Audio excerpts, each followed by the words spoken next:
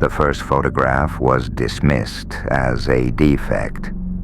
A long exposure shot taken by a graduate student studying atmospheric interference.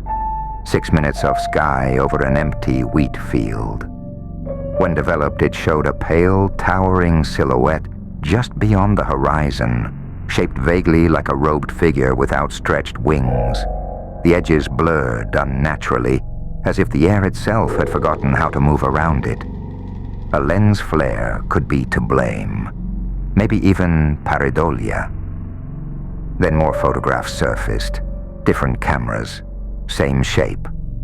Always just outside the frame of ordinary sight. People near the sightings reported a strange sense of calm. Not relief, but possibly something quieter. The absence of urgency. That feeling you get when you miss an appointment and later realize it never mattered. Hospitals noticed it first. Patients in wards near the affected zones stopped complaining of pain. Their heart rates slowed.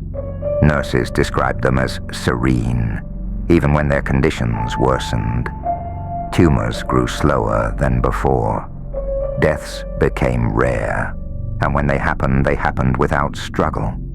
Time itself seemed reluctant to pass.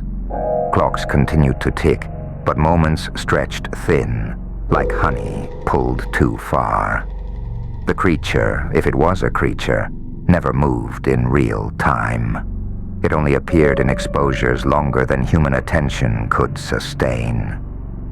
Video footage showed nothing but a faint distortion, like heat shimmer in the shape of reverence. But stillness followed it, spreading outward in slow, widening rings. Plants near its path grew greener but never bloomed. Animals slept longer. People stopped aging properly. Children within the stillness zone learned information quickly, but slowly became mute. Dr. Elena Morris lived 12 miles from the nearest confirmed sighting when she noticed her hands had stopped shaking. She had lived with tremors since childhood. Stress, doctors said. A body permanently braced for something that never came. But one morning, while reviewing image data from the observatory, she realized the tremor was gone. Just gone. Her coffee never rippled. Her pulse barely registered beneath her fingers. She felt complete, at peace in a way that frightened her. Weeks passed. The figure did not approach, yet its influence crept closer. Elena noticed time behaving strangely in the lab. Experiments that should have taken hours concluded in minutes, or felt like they did. Conversations drifted, looping gently back to where they began. No one argued anymore. Ambition felt unnecessary. She tried to write a warning paper. The words came slowly. Each sentence felt heavier than the last, as though the idea of change itself resisted being recorded. That night, she dreamed of standing in amber. The closer the figure came, the more people welcomed it. Suicide rates dropped to 0. Crime vanished. Government stalled from consensus so deep it erased decision-making altogether. Why choose when everything was already fine? Elena watched colleagues sit at their desks for hours, smiling faintly at nothing, while their fingers rested unmoving on keyboards. When she spoke to them, they responded kindly, and then returned to stillness. The final images confirmed the truth. A team of astronomers compared archival photos from decades past. The figure had always been there, far away, barely touching reality. Its approach was in alignment, its passage brushing closer to the plane of human perception, and where it aligned, time thickened. Entropy weakened. Change failed.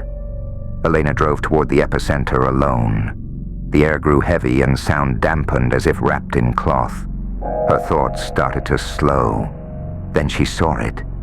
With a part of her that noticed pauses, a vast luminous form hovering just outside causality. a presence shaped like an embrace that never loosened. It did not speak. It had no reason to. She understood. It was preserving them, freezing humanity at its most peaceful moment, before choice could fracture them further.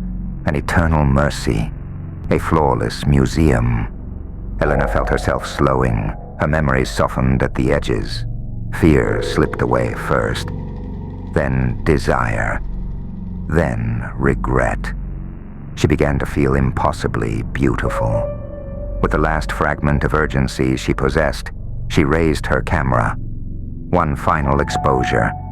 As the shutter remained open, she moved. Just enough.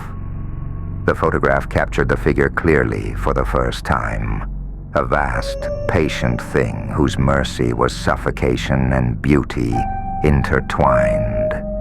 The image spread before the calm could stop it. And for the first time in months, humanity felt fear again.